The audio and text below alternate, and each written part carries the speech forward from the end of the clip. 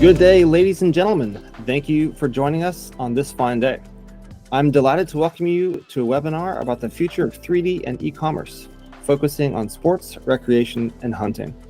Today, we have distinguished guests with us who will take us on a conversational journey into the exciting world of visual merchandising. Let's take a quick look at what's in store for you. Today, you'll learn why 3D matters to the future of e-commerce, how the integration of 3D technology can transform customer engagement, and yes, drive conversion rates. What are the challenges to getting started with 3D configurators? We'll dive into the segment of technological and change management hurdles that companies might encounter. Thirdly, we'll talk about successes and success metrics. Here are the success stories and milestones achieved through the adoption of 3D configuration. Lastly, we'll talk about the exciting prospects for the future of 3D, the vast potential, exciting possibilities that lie ahead, and the realm of 3D technology in e-commerce. Our guest of honor today is none other than Jeremy Eldridge, Director of Marketing of Hoyt Archery. Since 1931, Hoyt has been an industry leader and a world-renowned brand in archery and bow hunting. The Hoyt family was responsible for innovating more new archery ideas than anyone in their era, and that trend continues today. With Hoyt's nearly 9 decades of industry-leading products and long-term stability, it's a testament to the commitment, dedication, and passion to its employees. They remain 100% committed to the building the most innovative and technologically advanced equipment for the most serious archers and bow hunters across the globe. And their innovation and use of 3D configuration for bow design is a testament to that commitment. Jeremy today will be interviewed by the CEO of Dopple XR, Justin Scott. Justin is a seasoned technology executive with over 2 decades of experience in launching startups across diverse industries. Notably, he served as the inaugural revenue executive at Zillow, guiding the company to a successful IPO in 2011. In 2013, Justin joined Tumblr as VP of Brand Strategy and later played a pivotal role in growth and public offering of Fiscal Note, where the company went public in 2023 under the ticker NOTE. Presently, he holds a position of operating partner at Meeting Street Capital and is the CEO and founder of Dopple. If you have questions, curiosities, and insights, we are more than welcome to hear those. Just be sure to drop those into the chat box of the webinar panel. And without further ado, I would like to invite Justin and Jeremy to join the conversation. Justin, take it away. Jeremy, how you doing? I'm doing good. How are you? I'm doing pretty good. Thanks for taking some time to speak with us on this afternoon, East Coast time. Yeah, no problem. Love to do it. Great. Well, for our listeners out there that don't know Hoyt, give us a little background on the company and what you guys are trying to do with the brand and what we should know. Yeah, so Hoyt, we're an archery company. We build bows. So we build bow hunting bows, we build tournament bows, we build Olympic bows. In fact, a cool side note, there's been more Olympic medals won with Hoyt bows than all other bow companies combined. So we have a pretty cool history there with the Olympics. And then today, obviously, well, maybe not obviously, but here in the United States, the majority of our business is hunting bows. And then internationally, the majority of our business is tournament bows. So we've got a lot going on. And is the sport of archery growing? I think, yeah, it's growing. I mean, it's interesting. Like I said, here in the States, bow hunting is, the main player when it comes to archery, but there is very successful and growing tournament circuits happening. There's an ASA tournament circuit that's 3D archery, where you're shooting at 3D targets that look like deer and elk and bears, and that's a tournament in itself, and that's really popular. But then there's also just target archery, we call it, where you're just shooting at bullseyes on targets. And there's a big tournament every February in Las Vegas. It's called the World Archery Festival, and there'll be between 4,000 and 5,000 people there to shoot that tournament. So that's really interesting. For perspective, it's pretty big. That's awesome. And how did you land at Hoyt? Tell us a little about yourself and your passion for archery and how you got into it. So kind of a funny story how I landed at Hoyt. So I grew up in an outdoor lifestyle, and my best friend's dad was into archery, and he used to take us and we'd tag along when he'd go and practice shooting his bow. He had a little bow for us to shoot. So I was always kind of into archery. And my dad would take me hunting and fishing. So outdoors was always a big part of, my growing up. And so about 19 years ago, I was in a job. I'd been in that job for about 10 years, and that business got sold, and they were moving to a different state. And I really didn't want to move. I had a young family, and my family's here, and my wife's family's here, and so we didn't really want to move. So I started looking for a job. And 20 years ago, that was through the want ads in the newspaper. Seems so prehistoric now, but so I'm looking through the newspaper and I see the Hoyt logo, and I was already in love with Hoyt. Like, I had 2 Hoyt bows, and as far as I was concerned, they built the best bows ever. And so I saw that ad and I couldn't believe it. Hoyt Archery was hiring, and it was in a field. At the time, I worked in supply chain, and they were hiring in supply chain, and I didn't even dare to mail my resume in. Like, I didn't trust the mailman. I drove down to Hoyt, and I walked in the front door and I handed in my resume right at the front desk, And so a couple weeks later, I was actually in San Diego with my family. We were on a family vacation. I'm driving down the freeway, and I got a call, and it said Hoyt, and I was like, oh my gosh, Hoyt's calling. And so I answered, and they, hey, Jeremy, can you come in tomorrow for an interview? And I was like, well, maybe. I need to check flights and see if I can get there in time. And they're like, oh, I'm sorry, I thought that you were local. And I'm like, and I said, I am local, but I'm on a family vacation in San Diego. And they're like, well, we can do the interview next week. And I said, are you sure? And they're like, yeah, no problem. I said, okay, but don't hire anybody until you interview me, And so they knew how bad I wanted the job at that moment. And anyway, I went in and had the interview, and man, the rest is history. I've been here almost 20 years now. So yeah. That's amazing. That's a great story. So it sounds like you want it, you got what you want. So that's the thing about our industry. My industry is it's all passion driven. Like, people don't have a bow because they need a bow, and they don't shoot archery because they need to shoot archery. They have a bow because they love bow hunting or love archery, and they go hunting because they love it. They don't need to. They go to tournaments because they love the competition. It's so much different than, I always tell people, like, if I worked at Whirlpool, nobody would care about my product until they needed it, and then they wouldn't care again, and as long as it worked fine. But at Hoyt, everybody cares about our product. Like, when are you coming out with new bows? What are they going to look like? What colors are they going to have? How fast is it going to shoot an arrow? They think about it and engage with it all year long. And so it's and that's how I was, I still am, but that's why I wanted that job so bad, is because Hoyt, it was a passion brand for me. Like, the chance to work at Hoyt was like a dream come true for me. And so anyway, still living the dream.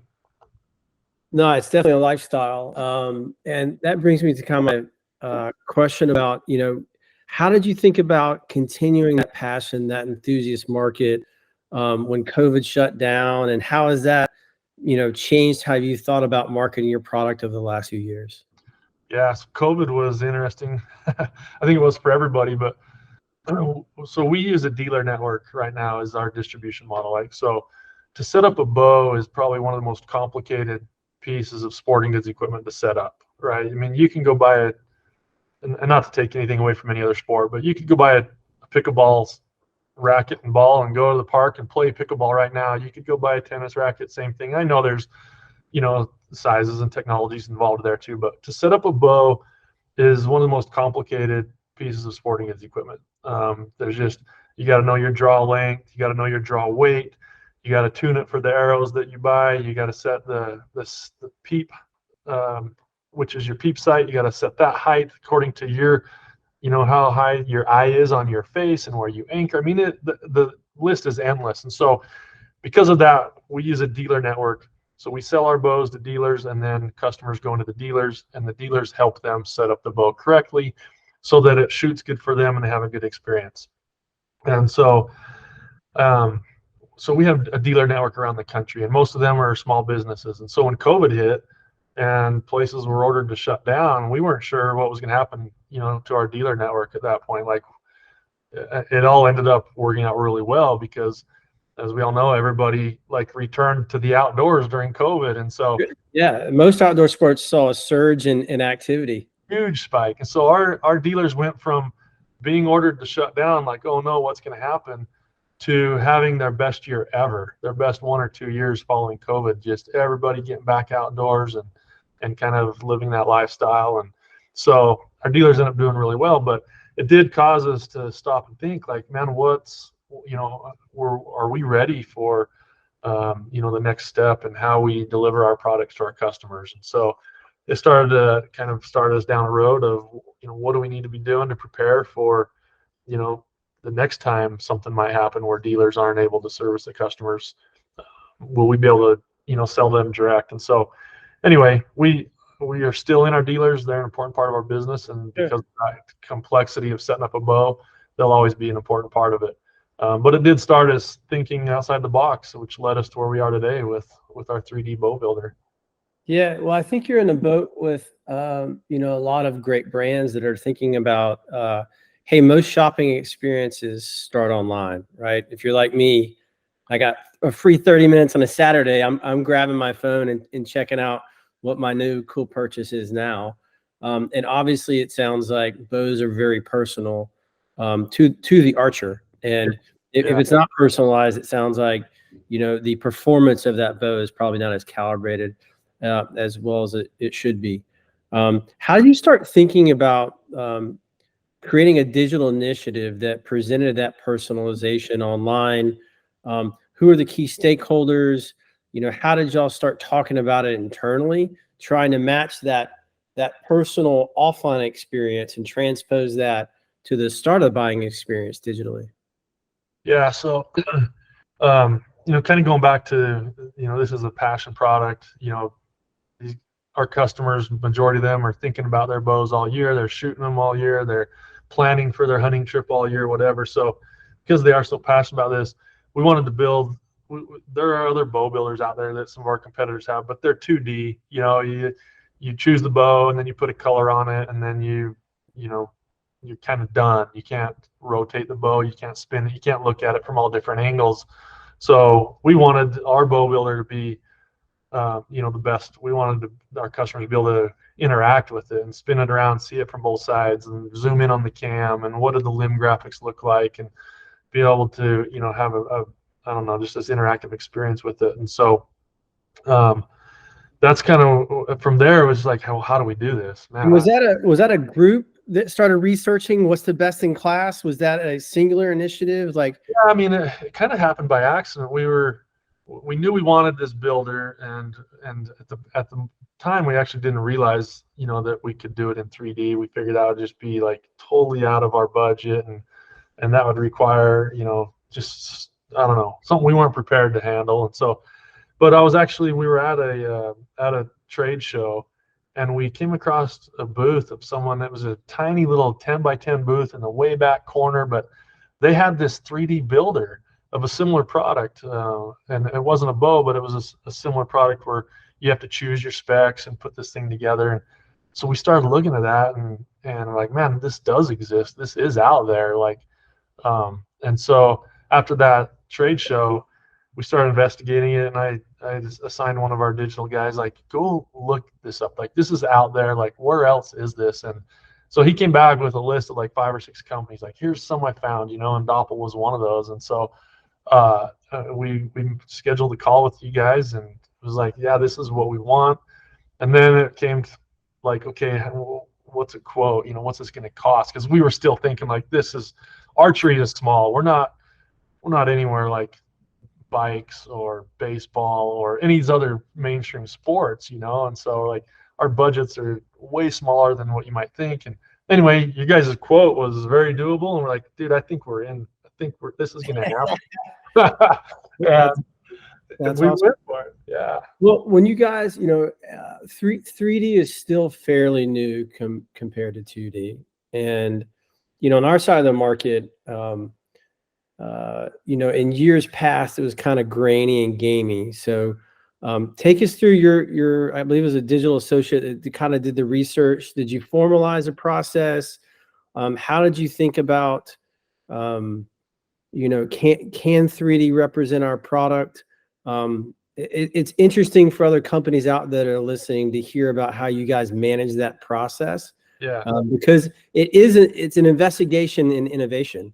And obviously Hoyt is an innovator in the archery space, but you applied some of that thinking to digital, and I'm curious about what that process was, formally and informally, for what you'd like to share.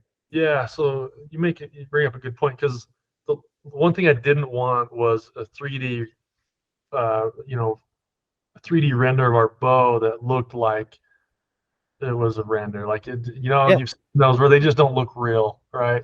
It's their best shot, and it kind of gives you an idea. But I didn't want that for ours. I wanted it to be as realistic, 100% realistic. And so I think we were a little bit, had a head start, because we have an engineering team that's building engineering models of our bows. So Yep. we have this engineering model to get started with. And then for the last, I don't know, 5 or 6 years, we've been taking their model and bringing it over into some software we have on the marketing side and building 3D renders of our bows. And so we were already to that step. So this teammate that I had to investigate this, he was already kind of down the road and knew, hey, we're starting with this. Whoever we work with just needs to get us to here. We don't need to start way down here. We're already here. Let's just get here. I think that's pretty interesting, and from what I know, pretty advanced. That engineers have had access to 3D and CAD for a long time, but there's not a high incidence that the engineering group is actively talking to the marketing group as that is an asset for marketing. And Yeah. so was that just a natural conversation because you guys are all so tight, or was that, is that a strategy where engineering and product is actively working with marketing? There's a lot of benefits to that connectivity.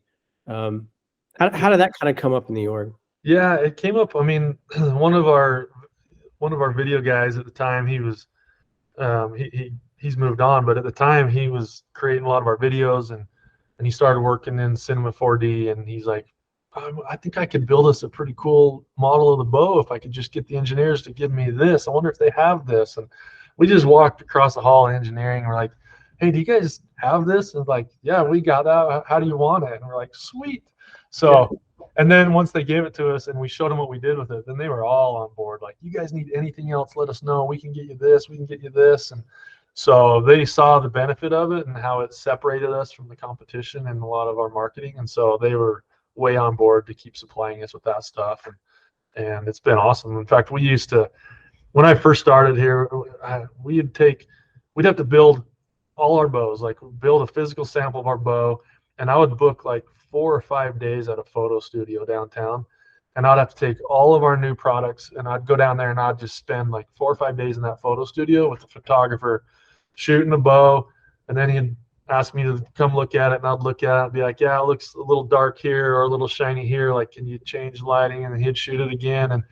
And I'd lose a whole week just at this photo studio getting one photo of our bows that we would use on our website and in our ads and in our catalog. And right, so we just have this photo. And as soon as we started to work with engineering and use these renders, we were able to get the renders to look lifelike, and they became our photos. And now we could do anything we wanted with these renders. We could turn them and shoot them at a different, as if they were shot at a different angle. We could change the lighting. We could make it moody. We could make it bright. We could make it, whatever. So no longer did we have to spend a week at a photo studio getting the one photo we used for everything.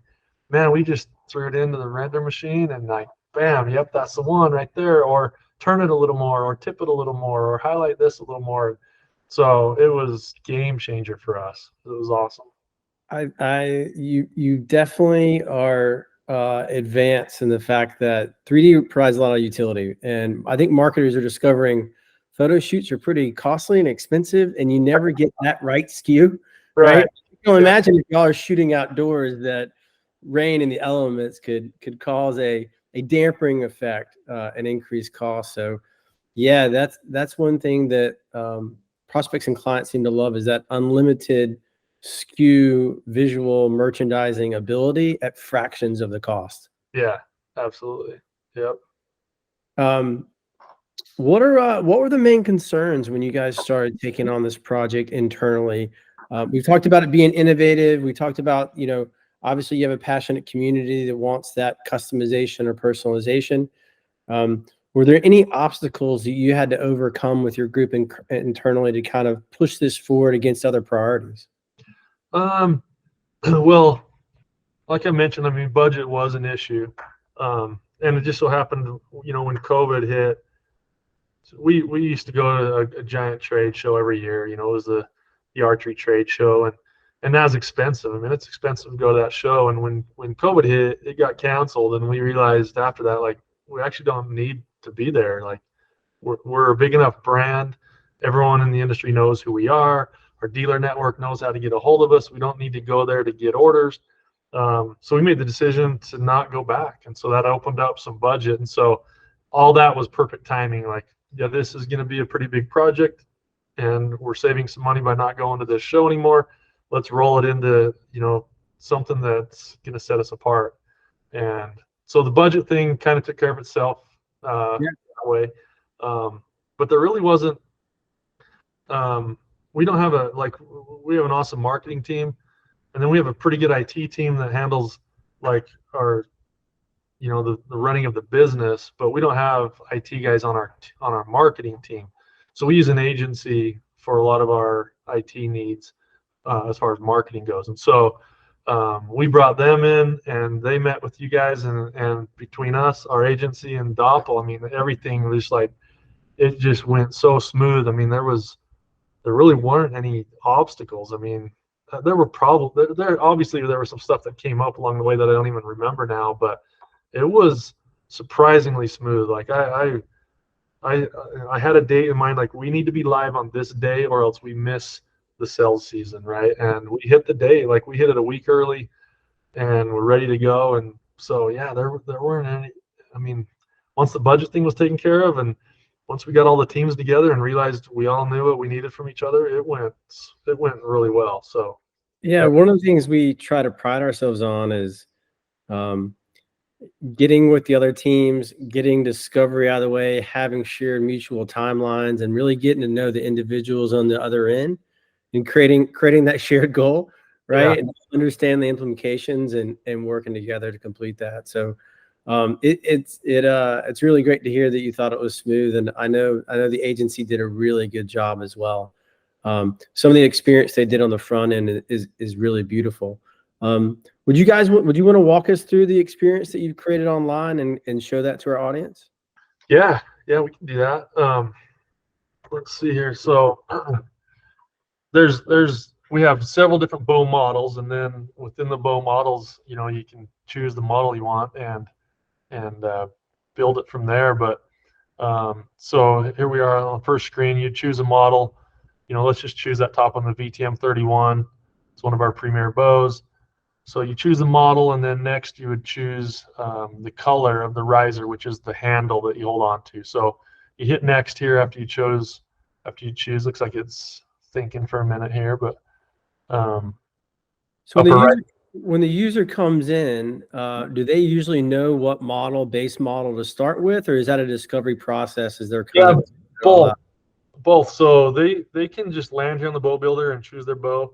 But also, if you go to Hoyt.com, you go to our website, and you're investigating all of our bows, every one of our landing pages has a link to the bow builder. So if they're looking at a certain model and they're like, I think this is the model I want, and they click build this bow, it'll take them here, and then that bow will be the default bow already live for them to start building. So a lot of them will know, and some of them won't know. Got it. Right there, you can get on there, build your bow, and that'll go to the VTM 31 for you. So yeah, so you're here, choose a model, and then you click next up there, right hand corner, choose your right color. So you can see all the different colors, and that's the riser section there, the middle section, and you can choose any of the camouflages, any of the solid colors, whatever you're looking for there. So there are a couple options that are signature series bows, and a lot of the selections would be set for you, which we just chose one there, the Bone Collector bow. It has a set color limbs and set color strings, so it's just giving you a notice that those are going to be pre-selected for you. But yeah, so then you choose your limb color. There you go, and then you go next, and you can choose your strings. Any significance to the color of the strings? Is it just personal preference? Yeah, totally personal preference. So, and one of the cool things about the bow builder is that when studying our analytics of the builds that our customers are doing, we know now what like the top 3 most popular string colors are, or the top 3 most popular bow colors. You know, we can get all that, where before we would make a guess of that from our cells, but we were never sure if our cells were representative of true demand or representative of what we seeded the market with. So now we kind of know what these most popular colors are. It's kind of cool. Yeah. One of the interesting to us is it's kind of a one-way mirror. So we get to see the analytics of what people are configuring, and obviously locale and preferences plays all into that. So that's a great data set that we look forward to sharing with Hoyt and making better recommendations for your customers with. Yeah, yeah. So, so we're here now in the bow builder. We're adding accessories to the bow, which is unheard of. Other competitors who have a bow builder, you know, it's a 2D bow builder, and if you add accessories, then it's just a picture of the accessory will sit next to the bow, won't actually be on the bow. So with our bow builder, you're building the bow in 3D, but then you're adding accessories to it, and the accessories attached to the bow in their proper spot. So Yep. you're in your bow getting fully built and exactly what it's going to look like when it's all set up, which is, like I said, it's unheard of until now. Totally sets us apart. Yeah, it's really great. I love to see the price change. And I love the weight. Yeah. The weight change is interesting as well. So you guys have obviously weighed these components, and that feeds right into the experience that you're seeing in the lower left-hand corner. Yep. We knew it would be the first question. If we didn't add it in the beginning, we knew it'd be the first thing. Like, how much is it going to weigh when I'm done? So, yeah, as you build your bow out, the weight, you know, adjusts accordingly, and the price adjusts accordingly. So, yeah. So here you just keep adding different accessories and the colors you want, quivers, stabilizers. So, I got to tell you, obviously not an archer, but an aspiring one, as I said earlier. I went through the experience, and it was very easy for me to upsell myself into adding different components, toggling them on and off, and it felt like great value. So I could really understand how this might add to average order value, because you can see the selections. The customer can really, again, personalize or customize that order to what their requirements are. yeah, exactly. It's been cool to see some of the orders come from our dealers, and we can tell it's a bow builder order because of the color. Like, there's no way this dealer is ordering this color to put it on his shelf because it's such a unique color combination. If he ordered that, he'd risk it sitting on his rack with no one liking it, you know. So we can always tell, oh, this is a bow builder order for sure, you know. So That's interesting. So do you think that consumers are coming on, checking out the bow builder, they're saving their config, or they're downloading the config, and they're going into the dealership, and then the dealers are replicating that with your configurator as well, right in front of them, and they're talking through it? 100%. So when they get done building the bow, they have several different options at the end, several different call to actions. They can hit email it, and we'll email them their build with all the information. They can hit download; it'll download to their phone or their computer. They can share it. So if they want to share it on social media, like, check out this awesome bow I just built. You know, I'm going to order this next week or whatever, right? So they have several different options. But yeah, if they download it or email it to themselves, it'll show up on their phone with all the specs. So not only is there a visual of it, but this is a VTM 31, a 70-pound draw weight, 28-inch draw length with this quiver, this stabilizer. And so the dealer, it's real easy for the dealer to look at that and go, yep, I'll get all that on order exactly how you want it.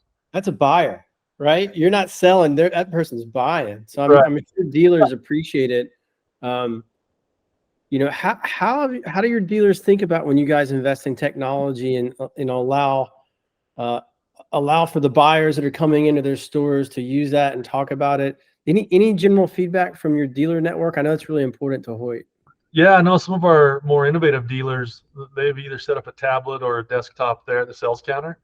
And so if they don't have the bow hanging on a rack that a customer wants, they'll just open up the bow builder and build it with them. Like, all right, I don't have the color you want, but let's get on Hoyt's bow builder, and here's the color you want. Now, what do you want to add to it? Do you want different color strings? Do you want to add this accessory? So they use it as a sales tool right there at their counter.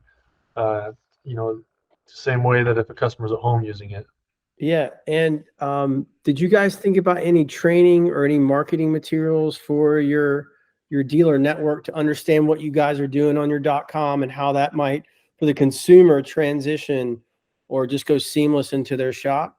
Yeah. So we have a mailing list, an email list for our dealers. So we gave them a few days heads up, like, hey, by the way, this is coming out next week, and this is our intent. Like, the intent is for customers to be able to build a bow and come into you and order it. But also the intent is for you to have this live in your store and use it as a sales tool right at the counter, to be able to, help a customer build exactly the bow they want and add on, put all the add-ons, all the accessories, and increase your sales values too. So. Yeah, that sounds like a win internally and a win for your dealers. What's next on your digital storefront? What's coming up? What's the next big trophy to win? Almost immediately after we launched the bow builder version 1 with you guys, we called you back almost the next day and said, this is awesome. We're launching new bows in November. Let's get started on the new bows. So I don't know when this will air, but on November 8th, we're launching new bows, our 2024 bows. And again, I go back to that, the passion our customers have. Like, we have to launch new bows every year. They want a new bow every year. They want to know.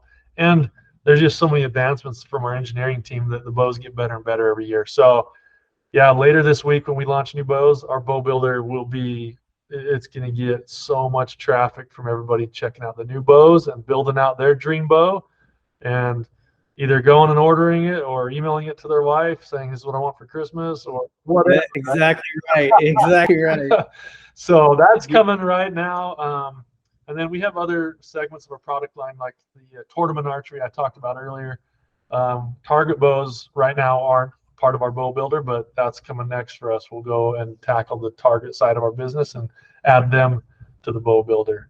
So yeah, that sounds like either for the early or the non-hunting audience, a great entry product to discover archery. Sounds like to me a great family event, something I'd want to do with my son. That's an awesome offering. Yeah. And so, and a lot, just a side note, a lot of our dealers, they have rental bows or they have a target range where families can come in and just like going bowling, you show up the bowling alley and you pay to bowl for an hour, you can go show up the archery range and try archery. So yeah, just trying to, just trying to get our product in front of everybody and then let them interact with it and become more attached to it. So there's an example there we're seeing on screen of after you're done with your bow build and you download it, it shows all the specs of everything you put on your bow, and you can take that right into your dealer and have them order it. That's pretty incredible. So within minutes, we were able to customize our bow, get the specs, and we can walk right in for a quicker shopping experience into the dealer, and probably a little more educated from the buy side. Yeah. Oh yeah, for sure. Yeah. That's amazing. That's amazing. Well, it sounds like it's going really well. Any results that Hoyt is seeing that they would want to talk about? Yeah, I mean, it's you guys do a great job, with your analytic tools for us to look at. Just pulling up here. So it's pretty cool. We can see total number of visitors to the bow builder in relation to the total number of visitors to our website. So we can see how many people, what percentage of web visitors are actually interacting with the bow builder. And then of those who build a bow, we can see what device they're on. Are they on mobile, desktop, or tablet?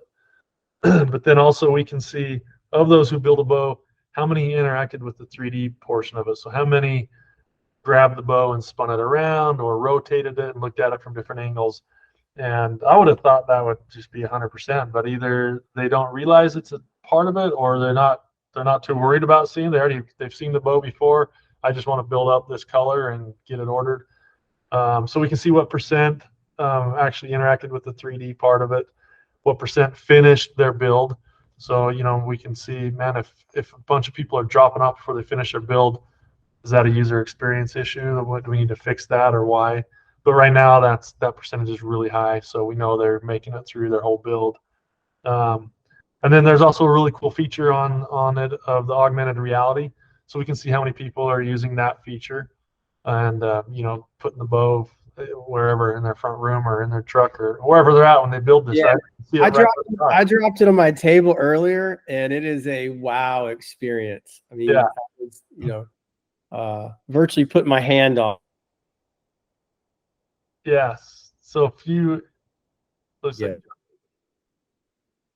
We're gonna pull it. yeah. So if you're building on desktop, you'll get a QR code that you can then scan with your phone and see it in augmented reality. If you're building it on your mobile device, it'll just pop straight up into augmented reality view for you. So that's a really cool feature. And it was kind of funny. I don't know. We must have missed this during the bid process, but we didn't realize this was going to be a feature until it was all the way done. And you guys were, shared us the test leg, and we're like, no way, look at this. We didn't know this was going to be part of it. So that was just a cherry on the top for us, I guess. But under promise of deliver. Well, we really appreciate it. We've had a great time working with you and your agency, and really feel like it's a true partnership. And we look forward to working together for many years to come. I have one last question. Yeah. There are obviously other vendors out there. You obviously ran a research process with your digital team. We understand budgets are tight. What was the differentiator in deciding for Dopple? Yeah, I think I still remember our first call. It was a Zoom call, and I was just way impressed when your team was on. I mean, I knew you weren't all in the same office. You got, you're working remotely or this office or this office, but I could tell everybody worked well together. Like, everyone knew each other. They knew what each other's role was and how they interact with each other. Your presentation was way easy to understand and follow. And so for me, it's just all about how well you guys communicated your service to us. Like, there were other ones I had so many questions when I got done with their presentation, like, what does that mean? Or I didn't understand that, or you didn't touch on this. And you guys just hit it out of the park. Like, you touched on everything I needed to know. It was easy to understand. I had no questions after, and any questions I did have got answered immediately.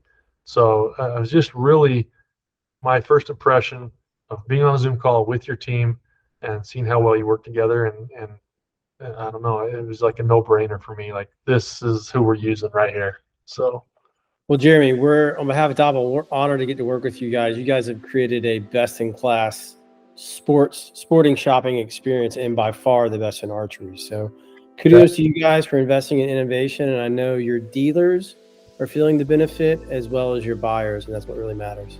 Yep. Awesome. Well, thank you guys. Thanks, buddy. Cheers. All right. What a great conversation. Thank you so much, Jeremy, for your insight and for handling Justin's questions. If you're watching the webinar and you have additional questions for us or Jeremy, definitely don't hesitate to reach out to us at sales@dopple.io. Once again, that's sales@dopple.io. We'd love to get your feedback and, of course, topics and suggestions for going forward for the next webinar. What would you like us to cover? Who should we have on?